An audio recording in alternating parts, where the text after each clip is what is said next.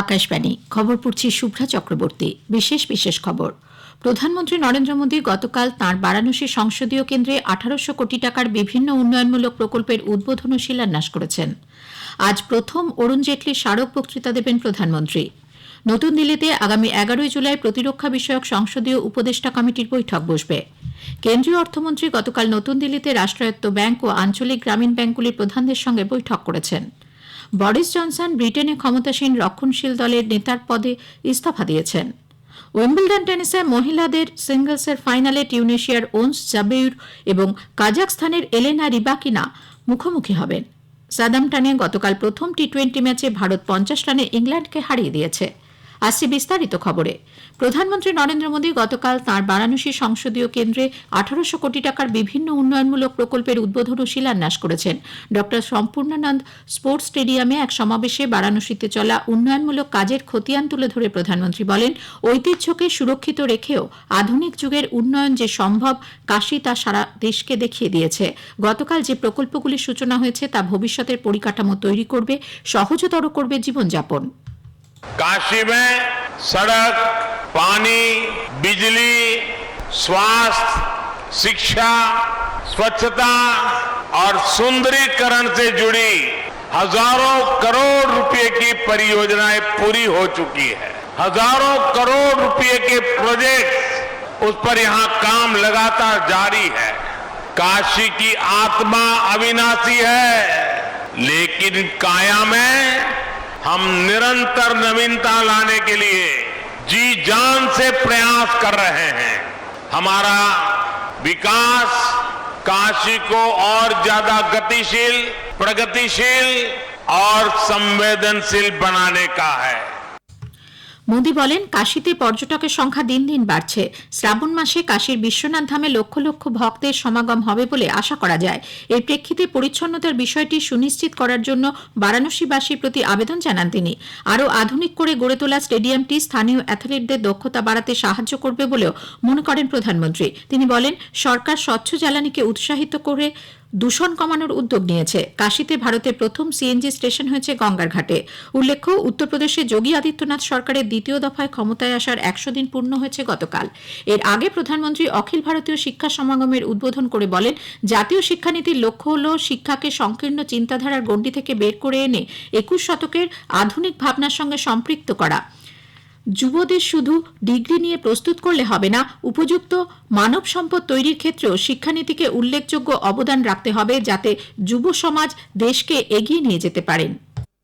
शिक्षा में यही विविधता हमारी शिक्षा व्यवस्था का भी प्रेरणा स्रोत होनी चाहिए।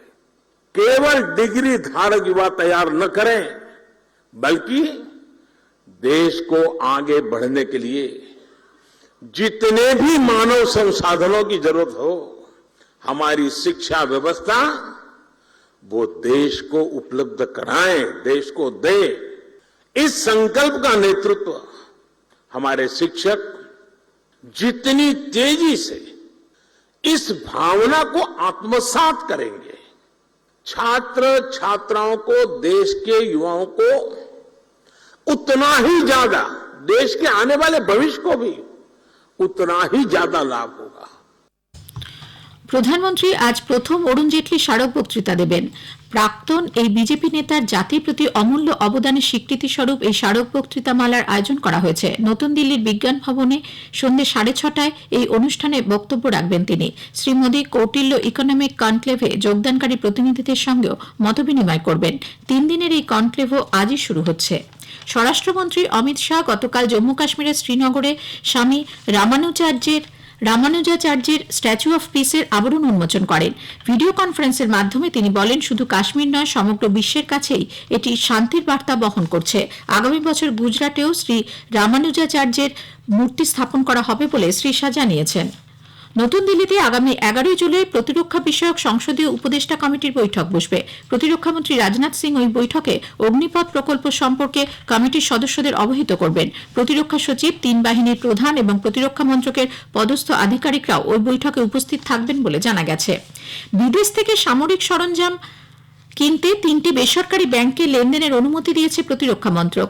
আর্থিক পরিষেবা দপ্তর সরকারি বাণিজ্যের ক্ষেত্রে বেসরকারি ব্যাংকগুলিকেও যুক্ত করার পর প্রতিরক্ষা মন্ত্রক এইচডিএফসি, আইসিআইসিআই এবং অ্যাক্সিস ব্যাংকে বিদেশ থেকে সামরিক সাজ সরঞ্জাম কেনার জন্য লেটার অফ ক্রেডিট এবং সরাসরি ব্যাংক ট্রান্সফারের অনুমতি দিল। এই ব্যাপারে এই 3টি ব্যাংকের প্রত্যেকটির সঙ্গে মন্ত্রকের সমঝোতাপত্র স্বাক্ষরিত হয়েছে। কেন্দ্রীয় অর্থমন্ত্রী নির্মলা সীতারামন গতকাল নতুন দিল্লিতে রাষ্ট্রায়ত্ত ব্যাংক এবং আঞ্চলিক গ্রামীণ ব্যাংকগুলির প্রধানদের সঙ্গে বৈঠক করেছেন। আঞ্চলিক গ্রামীণ ব্যাংকগুলির কাজ এবং পরিচালন সংক্রান্ত সংস্কার তিনি পর্যালোচনা করেন। এছাড়া পশুপালন, ডেয়ারি ও মৎস্য চাষের জন্য কিষাণ ক্রেডিট কার্ড দেওয়ার বিষয়েও খতিয়ে দেখেন। জুলাই মাসের মধ্যে সব রাষ্ট্রায়ত্ত ব্যাংকগুলিকে অ্যাকাউন্ট এগ্রিগেটর সিস্টেম চালুর নির্দেশ দেন তিনি। আঞ্চলিক গ্রামীণ ব্যাংকগুলিতে প্রযুক্তিগত উন্নয়ন ঘটাতে তিনি ইন্ডিয়ান ব্যাংক অ্যাসোসিয়েশনকে উদ্যোগী হওয়ার কথা বলেন। দেশের প্রতিটি শিশুর সুস্থ সুন্দর শৈশব সুনিশ্চিত করার লক্ষ্যে কেন্দ্রীয় নারী ও শিশু কল্যাণ মন্ত্রক মিশন বাৎসল্য প্রকল্পের নির্দেশিকা জারি করেছে। এর আগে 2009-10 সালে এই প্রকল্পটি চাইল্ড প্রোটেকশন সার্ভিসেস সিপিএস প্রকল্প নামে পরিচিত ছিল। কেন্দ্র এবং রাজ্যের আর্থিক সহায়তায় প্রকল্পটির কাজ চলবে।